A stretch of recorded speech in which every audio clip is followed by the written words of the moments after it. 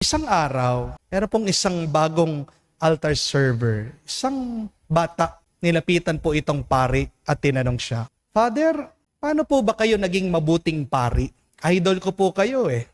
At ngumingiti daw po itong matandang pari at sinabi doon sa bata, "Anak, araw-araw may dalawa akong bagay na palaging ginagawa." At tinanong po ng bata, "Ano po yun?" Sabi po ng pari, "Una, pinapaalala ko palagi sa aking sarili na ako'y makasalanan. At pangalawa, pinapaalala ko din sa aking sarili kung gaano kabuti ang Diyos sa akin." At sinabi ng pari, "Alam mo, kapag naaalala mong makasalanan ka, dun ka nagiging mapagkumbaba. At kapag naaalala mo naman kung gaano kabuti ang Diyos sa iyo, dun ka nagiging mapagpasalamat."